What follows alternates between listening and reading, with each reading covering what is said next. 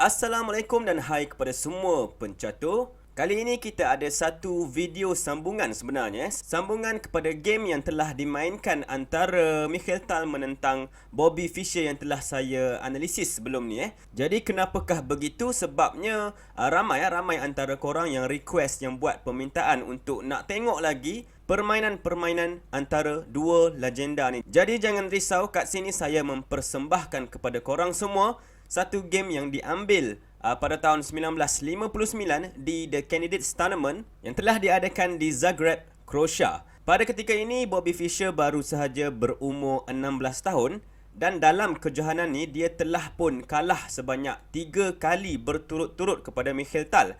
Dan ini sebenarnya merupakan permainan ataupun game keempat antara dua orang legenda ni. Baik, jadi kat sini kita ada putih yang dimainkan oleh Michael Tal menentang hitam yang dimainkan oleh Bobby Fischer. Jom kita tengok game ni.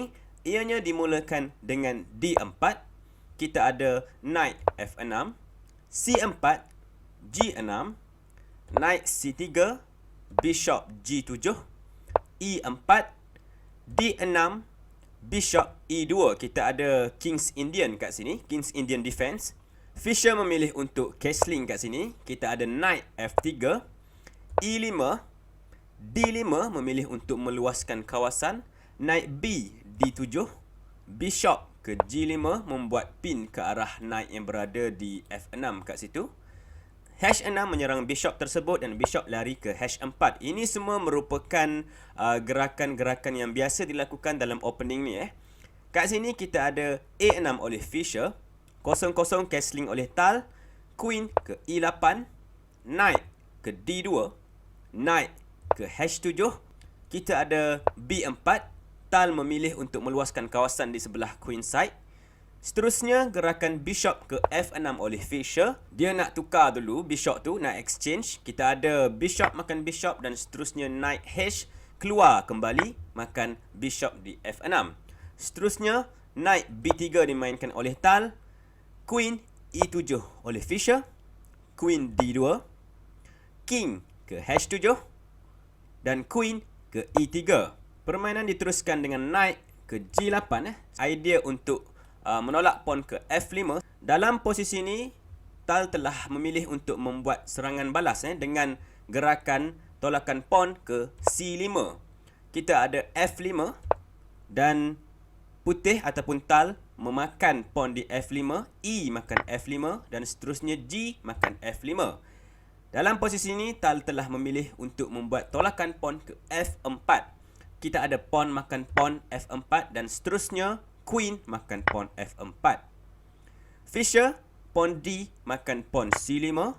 Namun, Tal tidak memilih untuk memakan balik pawn yang berada di C5. Sebaliknya, memilih untuk membuat gerakan Bishop ke D3 terlebih dahulu, meletak beberapa tekanan ke atas pawn yang berada di F5 kat situ.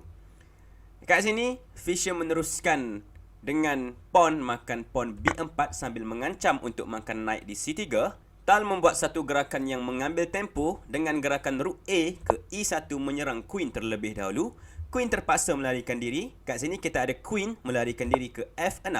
Dan seterusnya sekali lagi gerakan mengambil tempo Rook ke E6. Kalau korang perasan, Rook Tal ni daripada A1 pergi ke E1 dan pergi ke E6 dengan hanya dua gerakan. Rook tu daripada tempat yang tak membuat apa-apa kat sini, dia telah pun pergi ke E6, satu tempat yang sangat aktif dan berbahaya. Selain tu, kita juga dapat tengok kat sini bahawa dengan gerakan Rook ke E6, Tal tidak mengendahkan knight yang berada di C3. Ini merupakan satu knight sacrifice sebenarnya.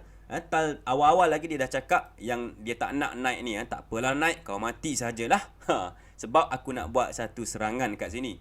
Jadi Fischer telah memilih untuk memakan knight tersebut dengan menggunakan queen. Kita ada queen makan knight C3 dan seterusnya Bishop makan pawn F5 membuat check. Dalam posisi ini, kalau hitam tersilap langkah, contohnya dia membuat gerakan king ke H8, kita ada checkmate dalam 3 langkah. Dimulakan dengan rook makan pawn di H6 check. Knight terpaksa makan rook tersebut. Kita ada queen makan knight check, king lari ke G8 dan seterusnya queen H7 checkmate. Jadi dalam posisi ni selepas bishop memakan pawn di F5 kat situ, tak ada apa yang Fischer boleh buat melainkan untuk makan bishop tersebut dengan menggunakan rook. Kita ada queen makan rook F5, check, king lari ke H8 dan seterusnya rook ke F3. Sekali lagi membuat gerakan yang mengambil tempo sambil membawa rooknya untuk datang ke petak G3 ataupun H3, menghala ke arah kubu hitam kat situ. Kalau korang perasan kat sini, queen hitam ni, queen Fischer ni sebenarnya tak boleh pun nak membuat serangan, nak mencuba curi-curi check, tak dapat pun kat sini sebab semuanya sedang dikawal dengan rapi oleh piece tal. Jadi kita ada gerakan queen ke B2 melarikan diri kat situ. Seterusnya rook ke E8 membuat pin ke dua arah sebenarnya, ke sebelah knight di G8 dan juga bishop di C8 kat situ. Kat sini tak ada apa yang Fischer boleh lakukan. Kita ada gerakan knight D ke F6 yang cuba dibuat oleh Fischer kat sini. Kat sini Tal membuat gerakan yang simple tapi cantik, iaitu queen makan knight di F6 membuat check. Semestinya knight tak dapat makan queen sebab sedang dipin kat situ. Oleh itu, Fischer memilih untuk makan queen tersebut dengan menggunakan queennya dan seterusnya rook makan queen hitam. Kat sini king melarikan diri ke G7 sambil menyerang rook di F6 dan kita ada rook F ke F8 mengancam untuk makan knight di G8 dan juga mengancam untuk makan bishop di C8 kat situ. Fischer hanya ada satu pertahanan kat sini iaitu knight ke E7 terpaksa dimainkan.